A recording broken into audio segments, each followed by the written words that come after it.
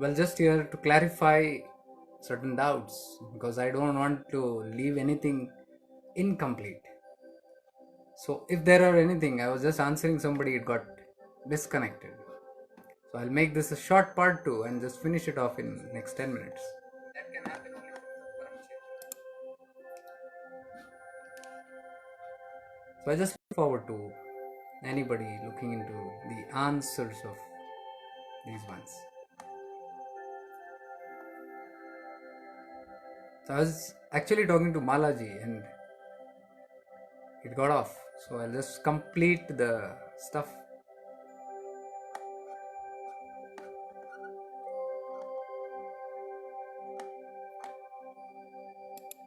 I'll just talk about that infliction, that taking on somebody's karma. That stuff happened even with talks. Many times he used to tell that. So that understand that also. What is that exactly? Taking on people's karmas.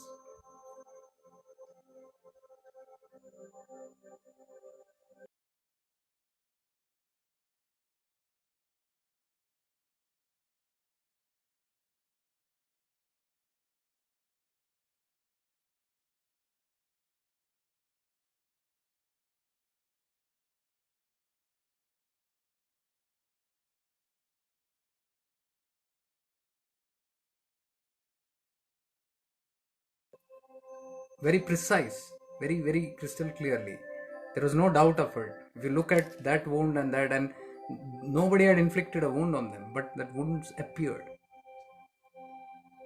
So it is some phenomena called the stigmata. I don't know how it happens. Saint Francis of Assisi had it, some nuns had it, some saints had it. So probably I feel it is the deep connection, because in Christianity what happens? There is a deep wound that people have. People go more with the pains of Christ. I never wear a cross. There was a time when I used to love cross, but I never wore the crucifix. I never used to admire Jesus with the crucifix.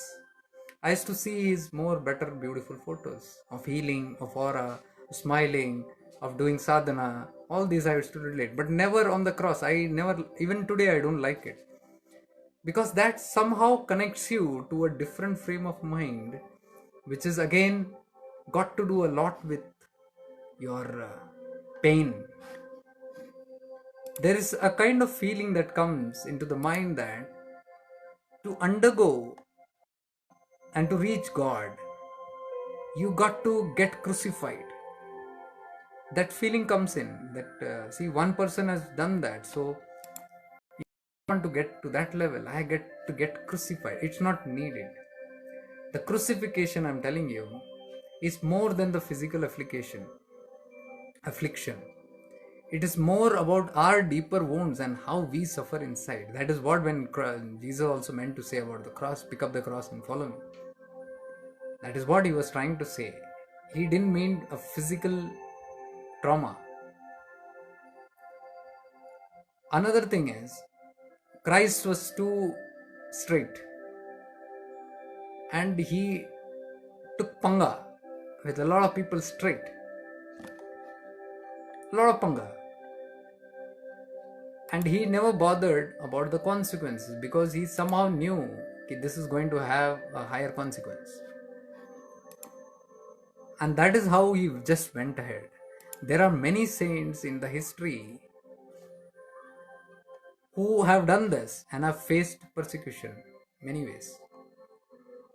So many saints in today's era don't do it. It's not that they cannot do it, I'm telling you. It is definitely not that they don't have the courage to do it, but they know it is not a wise way to do it, like the way Jesus did it, because it will only stop their mission and bring them more problems. For example, the life of Sri Jaggi Vasudeva of Isha Foundation, if you look into his life, his previous lifetime, he had come for this main mission to set up what he calls as Dhyanalinga today, what he defines the Dhyanalinga. That was his main mission, and he had his larger purpose for the benefit of humanity. But he says he was a very aggressive person, very aggressive and intense anger. He used to only operate through intense anger. And that intense anger had created lot of problems in the village that he was living. And he never got support from the village people and the people of his own community. Because of his anger and very, very crudeness. And it went to such an extent that he had this mission of his guru to set up this particular thing, and it never happened, and he was very, very angry and intense. In that intense anger, he went and left his body. Because he is a very angry person. Angry, that's all. Only intensity. So when it didn't happen, he left his body in intensity. In this lifetime, he is born as Jaggi Vasudeva. So if you read his life history, this is what it mentions, and he clearly says, this time I use more of sense. Last time I had created certain mistakes which left the purpose unsolved. So this lifetime I opposited, I became ulta.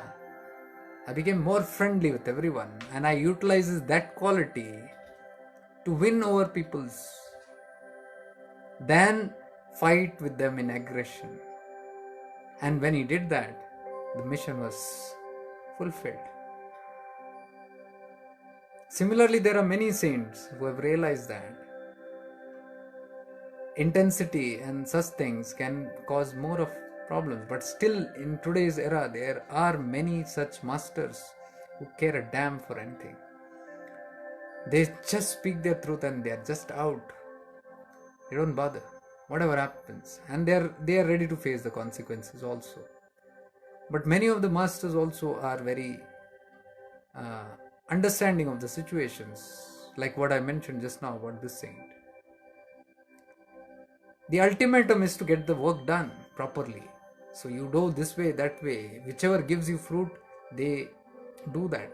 But that certainly does not mean that the saints or the masters do not have courage. They have a lot of courage, but they use a certain kind of common sense also when they are walking on this path. It's not needed that you need to set to fight against everything. There is a reason we say that it's not required to go aggressively go on converting everyone and go with a morcha, with a revolution and create that big impact, and it really doesn't work. If that was the thing, our master also would have got into it, but he's not that way. So they do understand ki it's fine, and it's not because they don't have courage. There are many times when the master was very direct in certain things, and we being in the editing department, we have chopped it out, cut, so many times. Certain times I went against his decision. Once when he had shot this, and there was too much of boldness in that thing, because these videos are like, okay, still suppressed to certain people, but those are very public. So we didn't want that to go. So I told the master that I'm going to chop a lot of them. He said, no, as it is, it should go. Nothing. There is what is wrong in what I said. It's all right. But it can cause problems, because everybody is not understanding through that state of consciousness. Everybody will not react according to that, especially when it is going into everybody's laps, these videos or the truths. So despite his orders, I disobeyed and I chopped off many, which I felt is not.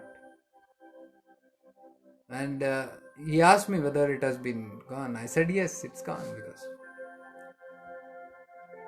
then I confessed, because that was the kind of thing I told. I'm sorry that I did chop little things again. He was little serious, but then suddenly he became calm. He was compassionate and he said, okay, theek hai, acha, theek hai. Because he understood it was done with a good intent. So it is not that they are not courageous, it is not that they are not bold. They can speak everything, but speaking will not bring changes.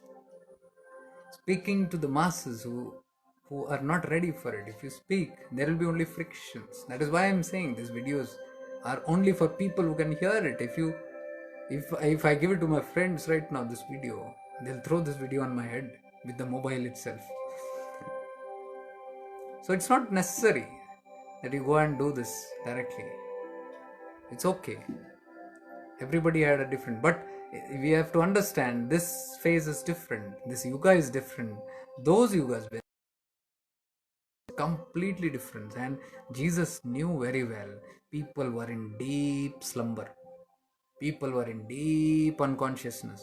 All were just asleep. For them, bhakti work, they had to be literally shaken up. So the kind of treatment at that era was right. This is not required in this era, this kind of a treatment. Those days he had to be very crude and very straight. So it was to accelerate that process that Jesus did that.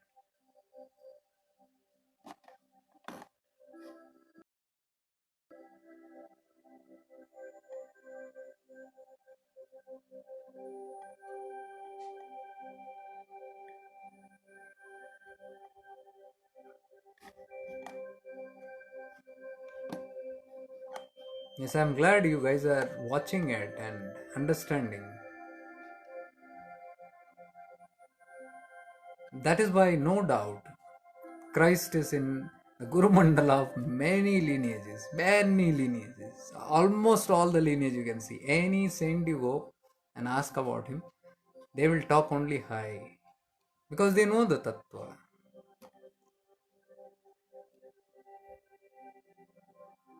Pratyush, I have noticed Babaji saying direct truth in Shivers people can't understand. It is not people can't understand, my dear, people don't want to understand. There's a big difference. It is not that they can't understand, they can understand, but they don't want to understand. Why? Because the truth hurts.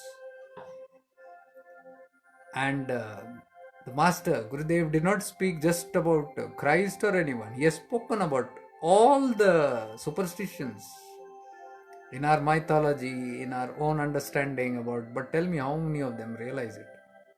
ये कान से सुना, ये कान से, and they will do the same thing.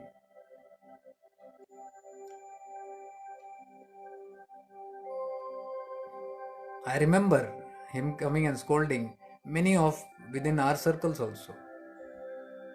He used to say, "Hey, diya tale andera," means the darkness below the lamp itself. Under the lamp only there is darkness. Forget the other outside.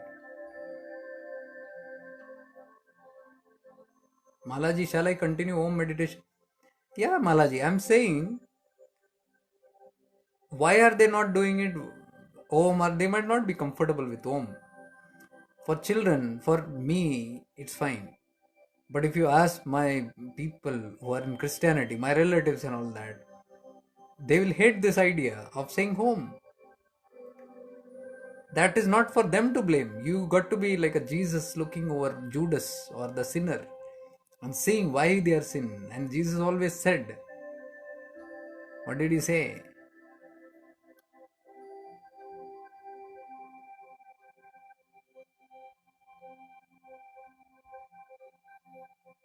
Forgive the sinner,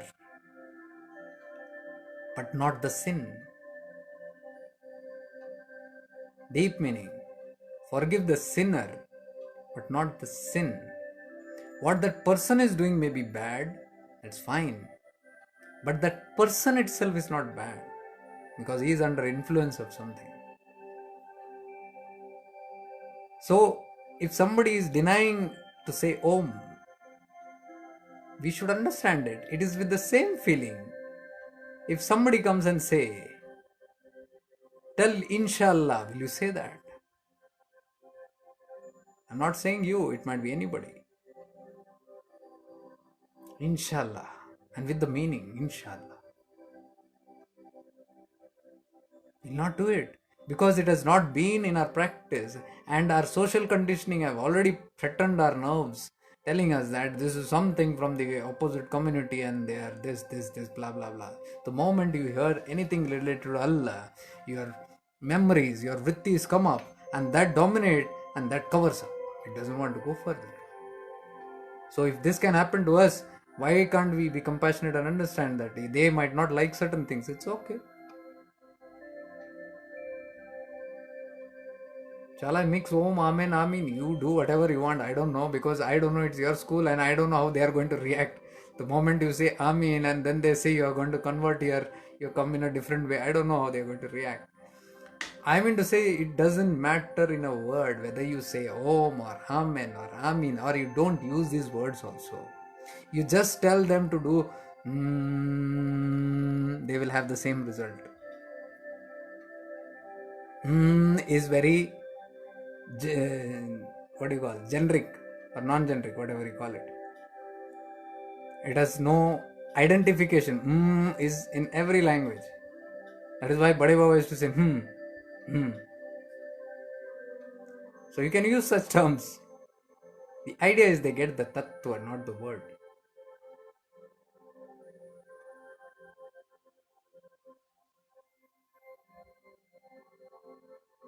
I have never heard that Om is not okay, Kendall. No. She is talking about some schools which are of other religions. And there, when she's trying to teach them Om, uh, other religions in the sense the Christians only. And in India, it's very strong. It's very, very strong. So it's like some other religion. They don't know the Om is the Pranav mantra. It's a being itself, and it's a vibration. It has nothing got to do with any religion. But social conditioning again. That is how the people have learned, how the children have been taught, how the people have been brought up in a subtle conditioning. So it is the conditioning that does that.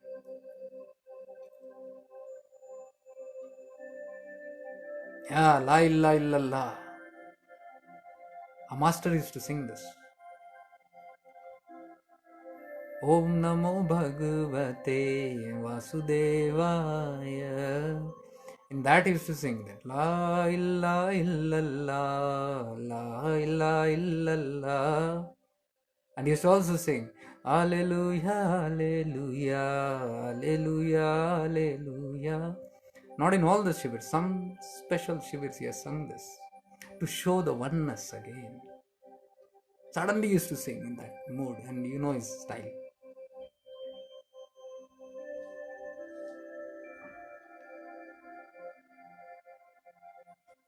There was something that I was talking about, and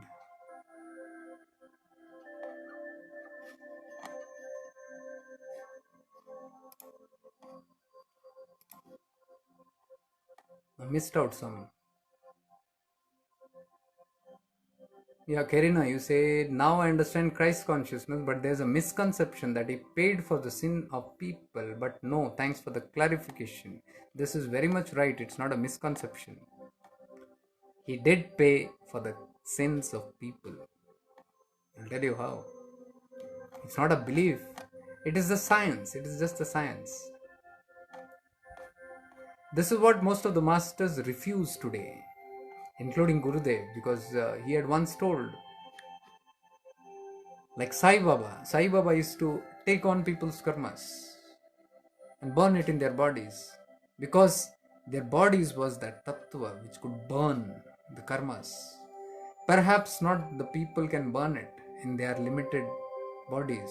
It will be very hard. But for a person who's Agni, they can burn it. Even Nityananda used to tell this, Bhagavan Nityananda. He can, if the karmas are put into him, he would burn it. But not everybody will take everything, because if they burn everybody else's karma sitting there, then it is like I am not taking responsibility for my karma and I come and throw it to you. I do any nonsense in my life, come and throw it to you. And there is one person sitting and burning there. At the end, what happens is that person burns.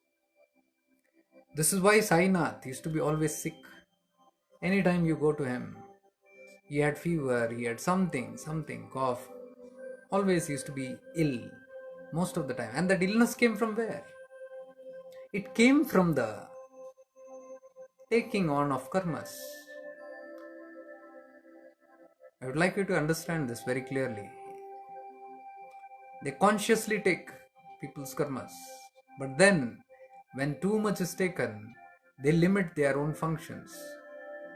So, the calculation is that if I can help 100 people by taking their karmas, but if I teach them how to burn their own karma, like Gurudev says, instead of 100, I am ulta teaching and empowering lakhs of people, being able to help lakh, because the body is still there.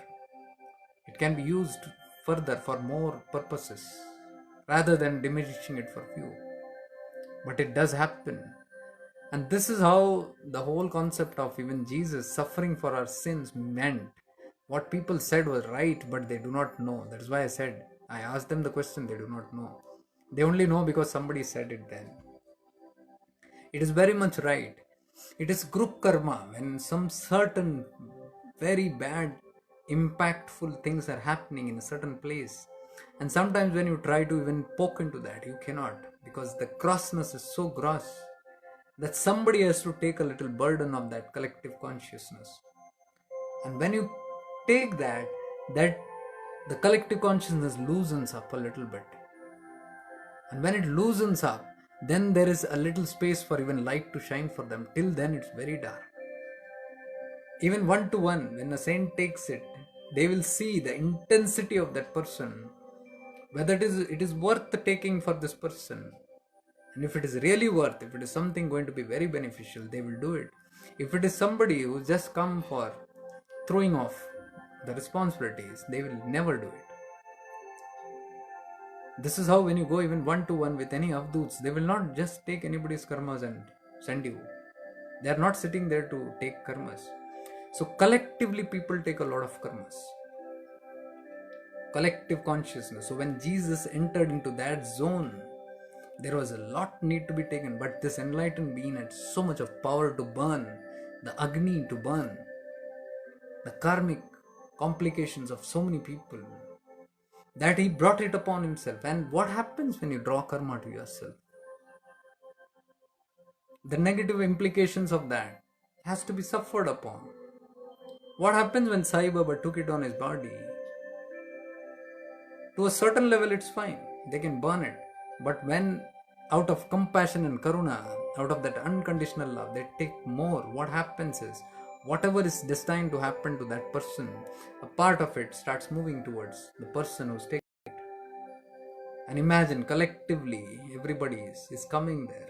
All the infliction, pains and suffering that people had to undergo in their individual life, little by little, now got accumulated into huge and got into one body.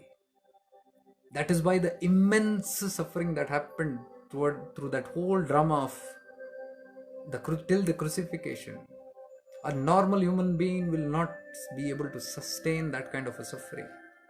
But he was suffering because it was needed. Otherwise, that taking part of that karmic complication would not have happened. And that is the reason he prayed to God before that. He had not really wanted to will it. So he said to God, if this cup can be taken away from me, take, otherwise thy will be done. The will was that it be done, because there is no other way to collectively take off that karmic stuff. And when Jesus understood in that prayer, he has to flow now, then he surrendered to the process. But he remained unaffected. He said it's a karmic complication, the body has to suffer, because every karma comes to the body only. So the body has to suffer. He said, let it suffer, no problem. The other acts, what happened with the Romans did to him, was just an enactment of that karma, as a result of that karma. It was not directly a thing. If not that, some other mishap would have happened. Something would have happened that caused that distress. That is the meaning when they say, Jesus died for our sins. Meaning to say, He came very compassionately, unconditionally, and took away the sins of many people. This is what exactly they said, and they said is right, but today they do not know what they're saying. So I provoke and ask people, what does it mean? They do not know.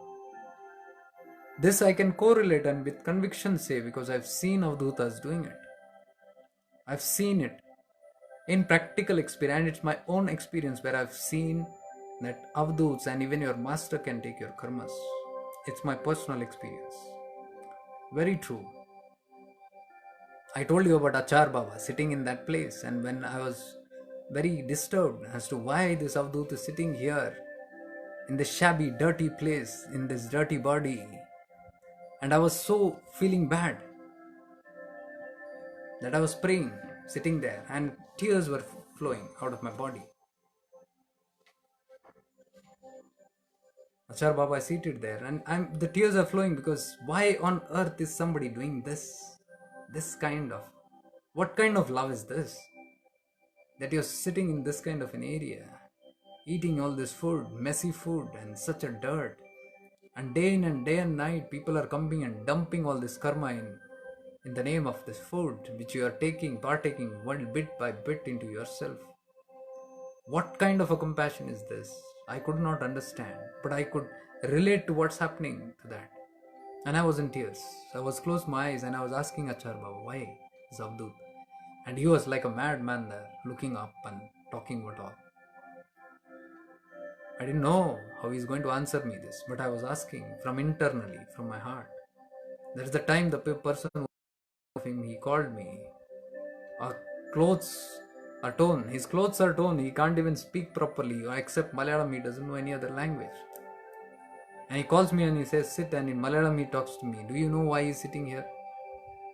Can you get that? And then he explained everything. And later when I went and told another Swami, this thing happened. The Swamiji said, you're a fool, you don't know? You think that man with torn clothes was talking to you? I said, no, it was that Avdhuta talking through him to you, because it was a question in your mind, which you are very compassionately asking. So he answered. Then it struck me. I said, oh my God, it's so true, because I was asking that and this man called me and he asked me first, you know why he's sitting here? And my question was in my mind, why are you sitting here doing this? That time I didn't understand. And then the man said he's sitting here because this is a place of crime. This is a place of murders. This is a place of a lot of accidents near the railway tracks. A lot of unliberated souls are here. A lot of negative energy area. So all these Avdutas are assigned different places and territories by the Guru Mandala. They come here. And he's taking a part of these karmas. Can you see? It's the same theory of what I'm trying to tell you about Jesus Christ. And this was told to me by the Avduta himself through that man. They all have purposes. We never know. Another incident I can tell you. The Guru of Swami Vijayananda.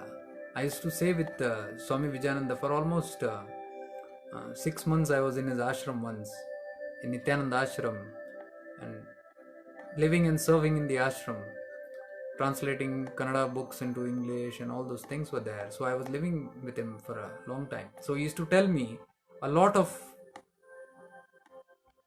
real aspects of his own Guru. His Guru was in Sogal, the same place where Mohan Swami, where I had met. Sogal, there are many caves, even it's there right now, but now it's all gone. So he was known as Sogalaja at that time. And Swamiji used to live in that cave with him, serving his master, and he was a crude Avdut who used to always drink. He would be always drunk all the time. Drunk as not in the human drunk. He used to drink bottles just like that. Anybody who went and visited him took a bottle of whiskey or rum or whatever, and whenever they offered, he used to just empty it and keep it and be still. So one person once went, this is a real story, one person went there And this Avduta used to always also eat non-veg, smoke, all these things. So all these things started happening there. And one person was visiting him who was a pure Brahmin. They heard about this saint and they went to the saint.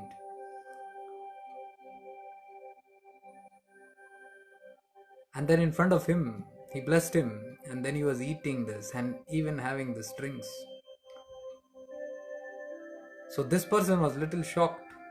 How can a spiritual person do all these things? And he's a pure person, he's a Brahman, he doesn't touch also these things, he doesn't even think, and here somebody, he has fallen into somebody's feet who's doing all this. So somehow he packs off and he leaves. He salutes because he's scared of him, and he salutes and he goes off. And whole journey back home he's thinking, how can he drink? What a person, messy person. He's drinking, smoking, eating non-veg. When he reaches home, his wife opens the door. The wife says, "You have come drunk." He says, No, I'm not drunk or anything. But he sees when he enters the house, he is fully like a drunk person. His wife is mad at him. Are you mad? You came drunk. And smell of non-veg is coming from you. He said, No way, I have not eaten, but full of non-veg, whatever, chicken or whatever. Smoke smell coming. So she was very, very, very upset. She doesn't speak anything, and this guy in total drunken condition, he goes to sleep. Next morning he wakes up and his wife is yelling at him, crying and all that stuff. He wakes up and suddenly he remembers the whole incident. And he tells his wife, I have not drunk even a drop. She says, you are fully drunk, you don't even know what you did and what you talked, all these things you did. And she reminded, but he couldn't understand. He immediately understands what wrong he has done. He runs back to the Sogal Avduta in Songal. Sogal Ajja is called. He runs to him and falls at his feet and asks for mercy.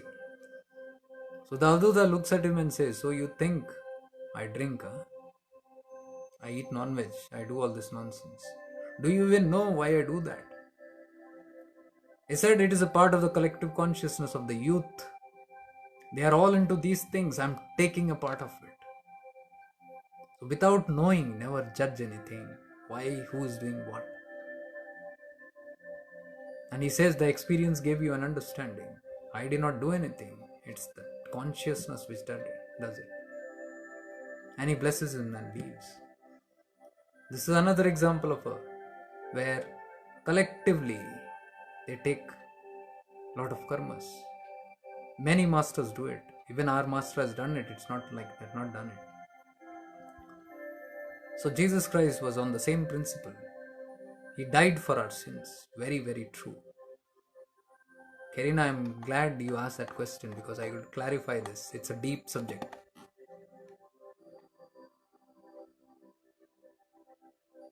It's not a misconception actually. He did pay a price for our sins. So that is why we become a Christian, become more passionate and say, my God, He has done this for us. Look how much He loves us. We should be now careful of our karmas. We should not have put that burden. We love Him so much. He has suffered so much. At least that pain, from that understanding we say no. We should not. But here it is vice versa. We are waiting for the second coming of Christ so that we can dump more of our karmas into it. People have not changed much.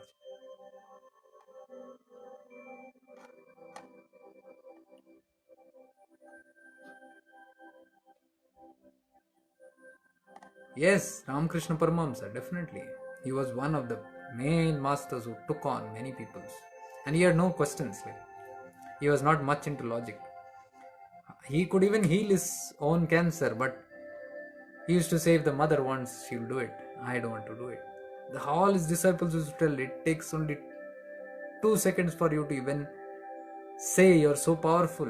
You have healed many people. He used to say if mother's wish. Like Lord Jesus said, thy will be done.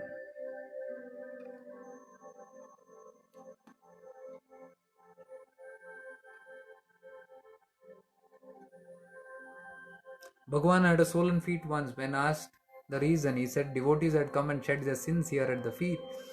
Most of that is washed by the grace of God, but some this body has to take up.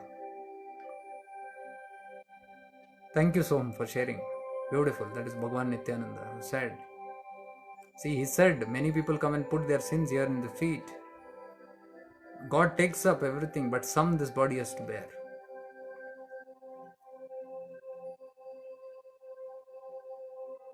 I remember of a time. These are two personal things. I don't share it, but since it's too much with the topic, and I think I can share it. Many times it has happened when I've seen the master closely doing this. I've been very careful, very, very careful. But you can't tell them what to do and what not to do because they are people of their own freedom. There were many times in many other ashrams also, apart from Gurudev also, when I was in other Nityananda ashrams, I used to see the Swamis there taking on people's karma live. And I used to even out of love scold that Swami, saying, "What are you doing? Why do you need to do this? Come on now, enough." And he used to just laugh. He does. There were many incidents where he was not well and people come to meet. I used to refrain them, don't. Because he is important. All the masters, all the great saints are important for us. They are not tools where we use and throw them. So I used to stand in defense there, but he used to say, it's okay. One day I saw he was fine. And then some people had entered into the room who came to see him. And one person had some kind of a throat issue or something. Yes, he had fever. He had very high fever. And some cough and things like that. And he was expressing that his illness is not going or whatever, all those things and all that. For a long time. And then he left the room. Swamiji was all good enough. But then when I went to meet him after 1 hour, he had fever, high fever. That person was okay. So that's the time I told him many times, don't do this. It's from there that you have taken. I even told that. He used to laugh.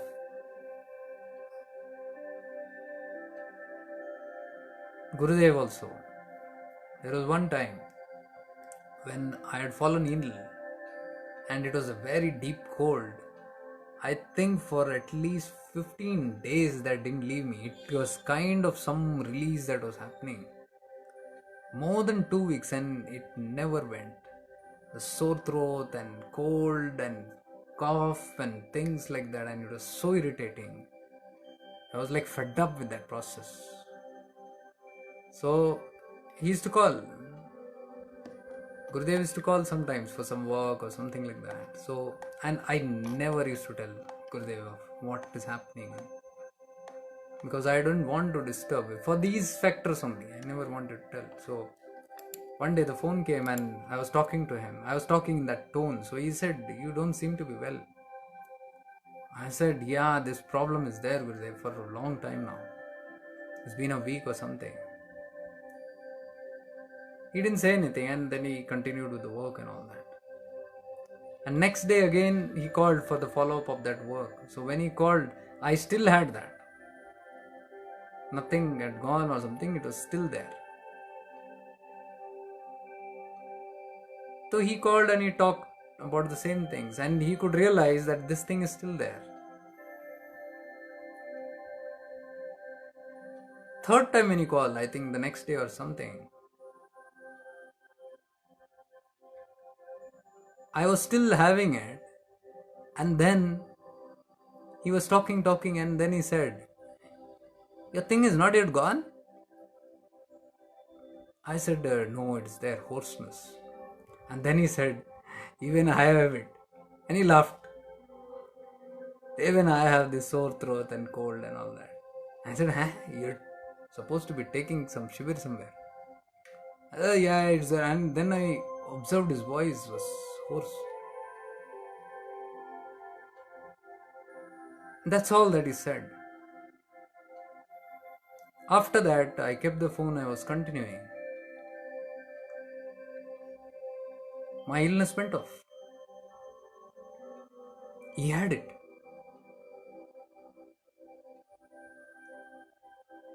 Of course, he is powerful enough to dissolve that. But this was a live thing that I saw.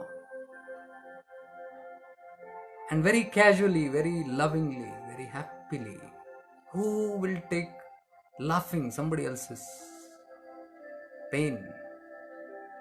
Only an unconditional master can do it. Only those with the qualities like that of Jesus Christ can do it. These are many examples that I'm citing one by one to tell you all this is possible. And Jesus did it collectively. It was a collective. So you can imagine the kind of power he had to withhold all that stuff and take it upon him and churn it out. These all the great masters have done it. Many, many masters have done it. Lord Rama did it. Lord Rama also came and took away many people's sins. It is not his own doing. It is many, many, many things. This is the unconditional love of the masters.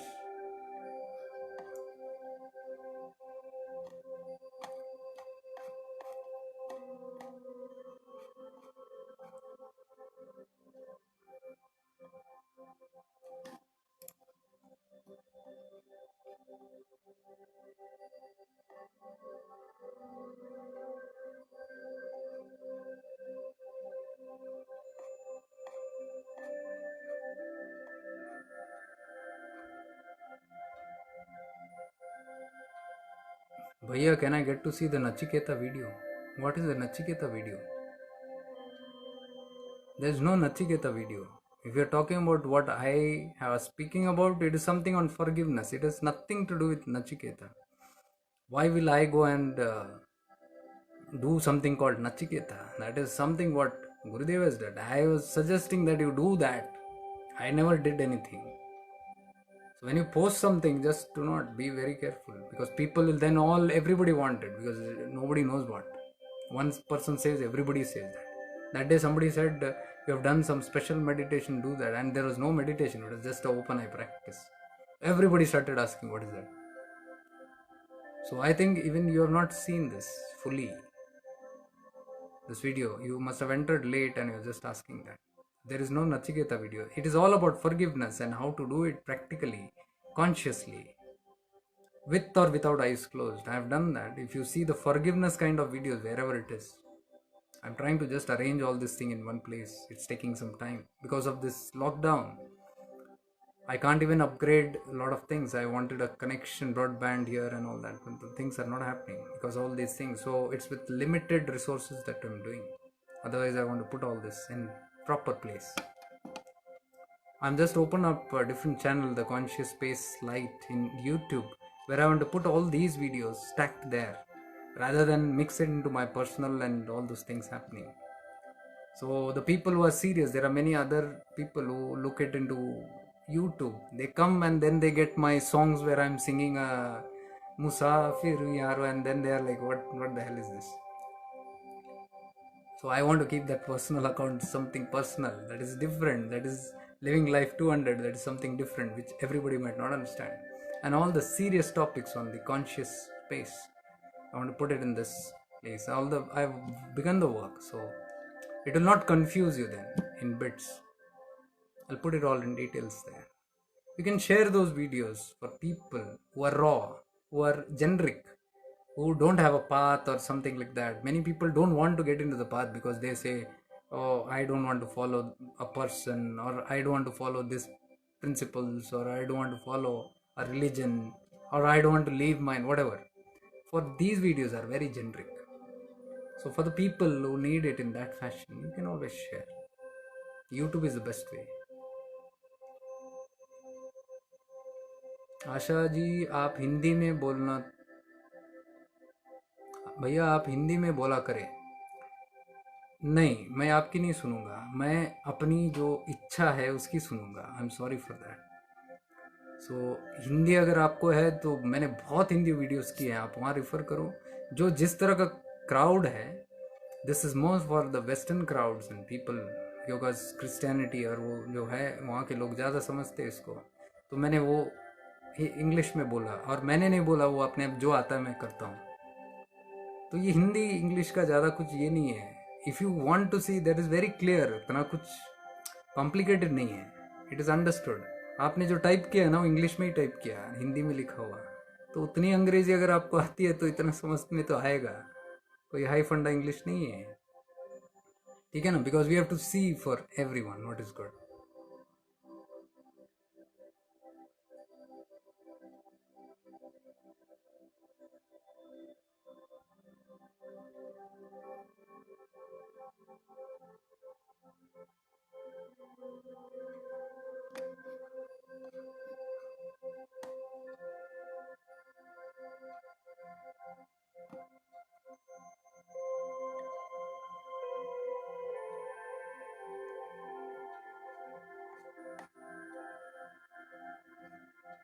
Oh, there are a lot of messages from the earlier ones, but it's all mixed up. So,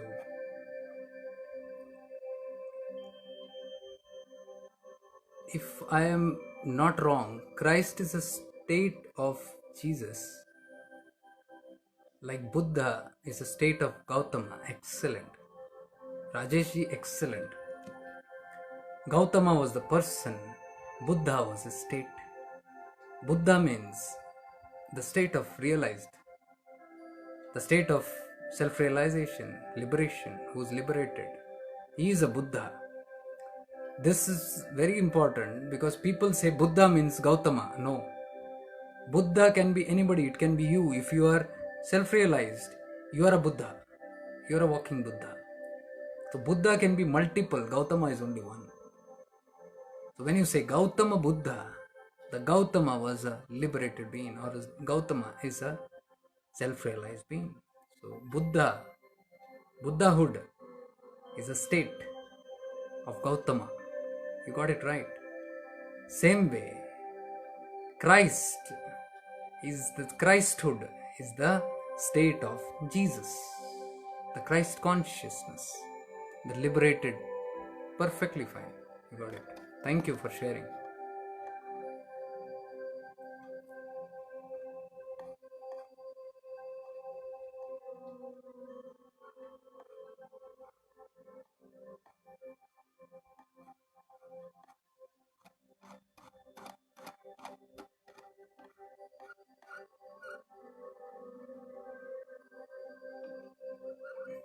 Yes, anything else before we close? I think there are other, but they are not very related to this, so it's okay.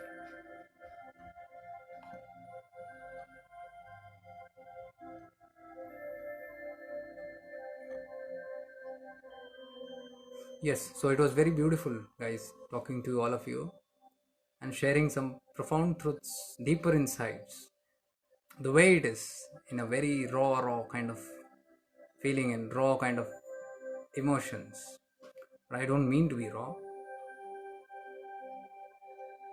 but it was only that I wanted it to come actually as it is. So if you have understood, realized it, you'll see that Christ is not different from the ascended masters, and Christ is not different from our own masters. They have all the same qualities. They vibe well, they connect well, they understand each other well, and they live that. Even the masters make all the attempts to live that kind of a statehood. Kendall, yeah, love you, and a very happy Easter from this point of view, not the Easter egg point of view. So please give my love to Maggie also and Sana also. So with this, I take your leave, dear ones.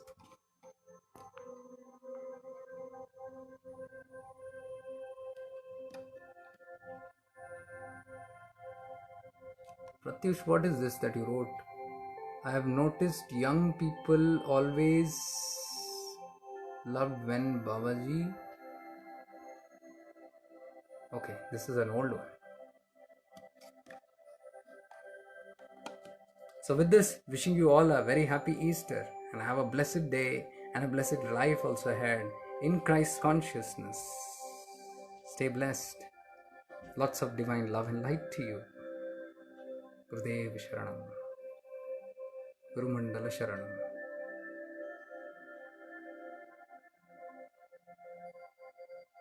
Bye.